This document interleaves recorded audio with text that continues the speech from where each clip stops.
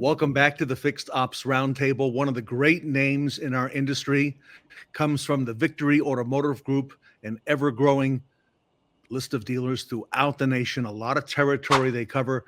Larry Daugherty is with us here today. He's no stranger to the Fixed Ops Roundtable. I want to welcome Larry and our good friend Tyler Nathan from Jupiter Warranty Management. Larry and Tyler, welcome back to the Fixed Ops Roundtable. Thank you, Ted. Appreciate it. Good morning. Thanks, Ted. Larry, it's been a couple years since you've been on the roundtable, but boy, are you respected and well known throughout the industry. I had no idea when you first came on. Well, the bribery works a lot in this business. I guess it's all come and do then, is all I can say. All right. Well, I want to talk to you a little bit today about a growing topic. We've seen in the last couple of years more and more dealers outsourcing their warranty. But before I do, Larry, give us the lay of the land. Tell us about Victory Automotive Group. Tell us where you're located, how many locations, and bring us up to speed on that. Well, I mean, we're ever changing every day. We're up, I think we're rooftop now. We got 50 rooftops. We're coast to coast, California, Tennessee, Florida, Texas, Boston, Michigan, Indiana. It's just all over the place. We got West Virginia. We got some new stores there. We're in Ohio, Cleveland market up there. So we're doing good. Working with Toyota, Honda, the big three, Subaru.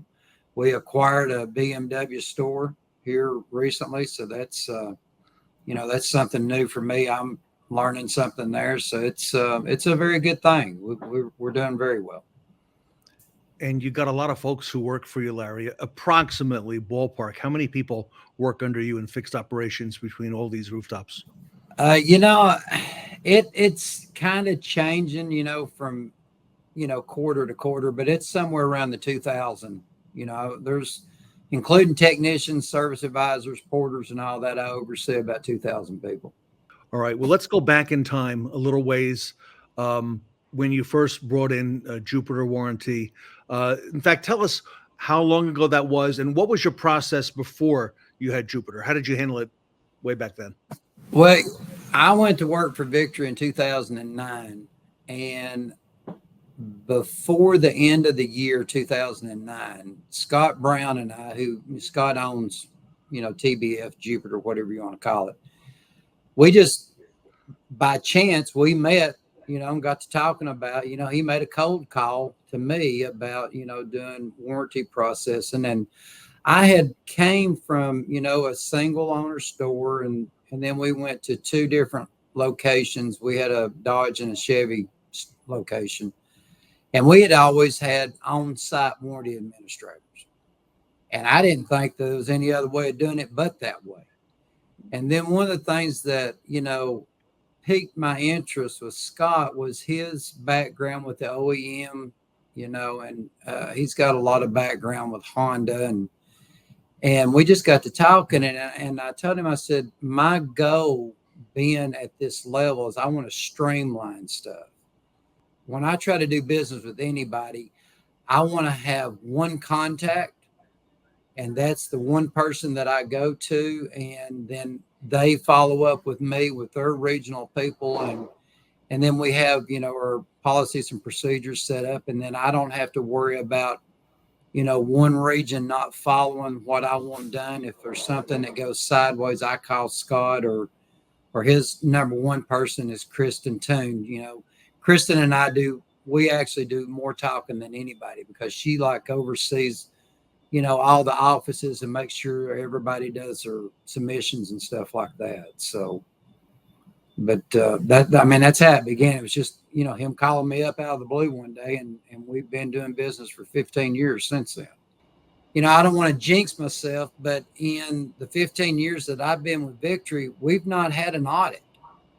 And that's something that's unheard of, and you can lose a lot of money in these audits, if you don't follow the correct policies and procedures. And anytime that TBF sees something getting out of compliance, or if you get on the top 100 or something like that, they're notifying me before it even happens. And then we are immediately, working on a strategy to get back in line just as soon as possible.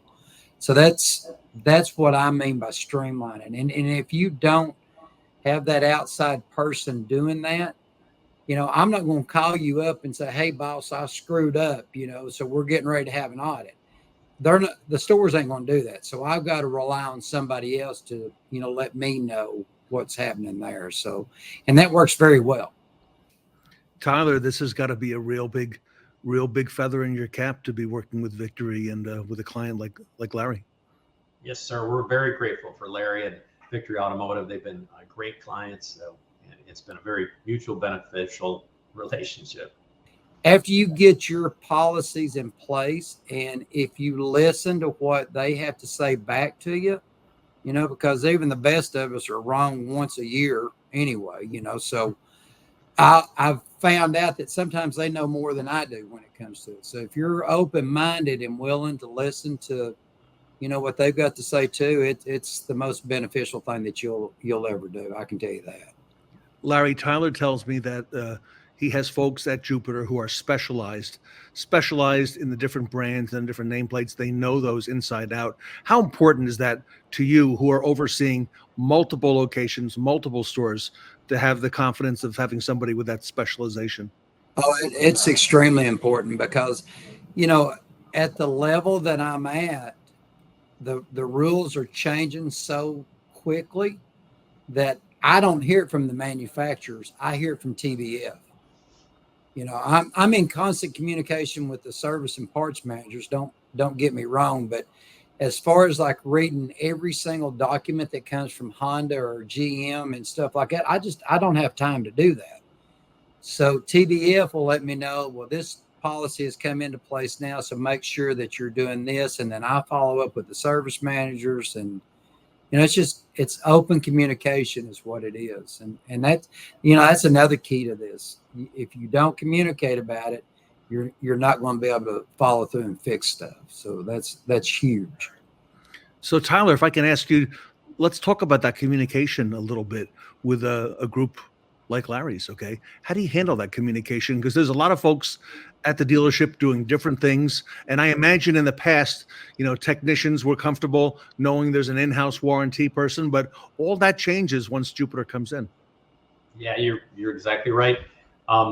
Larry's been with us for so long that he developed his own system, which is what we help dealers do now. So what most dealerships, Larry's got it down to such a process that when he brings on a new store, it's like flipping a switch.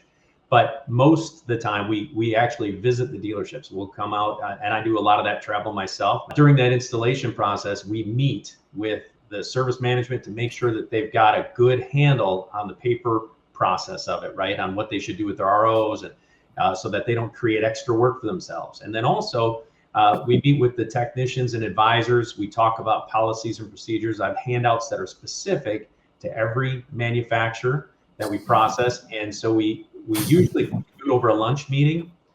There's a lot to it to make sure that it's smooth and processed properly. Larry, got to ask you about compliance and data security. That really has been top of mind, especially the last couple months in the retail car business over the summer. Talk to us about the compliance part, because that's got to be a concern of every dealer. How does that enter into this relationship, outsourcing the warranty? Compliance is the first and foremost thing that we keep up with. Like I said earlier, we have never had an audit since we've been using Jupiter.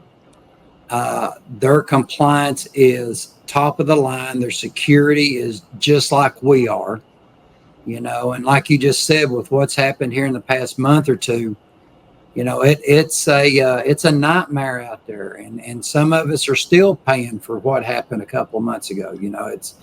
But you've got to be compliant with the manufacturers. You got to be compliant with all your rules and regulations, with the FCC and all that stuff that's going on, and have your double backup, and all that. And I hate it all. I mean, I can't stand any of it, but it has to be there. And the compliance is the number one thing with Jupiter. I don't have any problems at all with that. Larry, what differences should a dealer like yourself, whether it's one dealership or multiple or many rooftops, what differences should a dealer expect in warranty versus doing it in-house with their own people versus going with an administrator who's remote, such as Jupiter? You know, this is going to hurt some feelings when I say this, but you can be assured that if you're going like with a third party, and the only people that I'm going to ever recommend is going to be Jupiter. But if you go with that outside company, you get an honest upfront answer, because they're not going to, and I'm not going to say that people are trying to hide stuff or anything like that, but if there's a mistake made, or if somebody is not following the process like they should be, you're going to know the honest answer when you're dealing with these admins with Jupiter, and then you know where the area that you need to focus on at the store. Because I mean, that's very important. Very well said. Larry Daugherty, Victory Automotive Group, thank you so much for all you do for our industry and for your time today.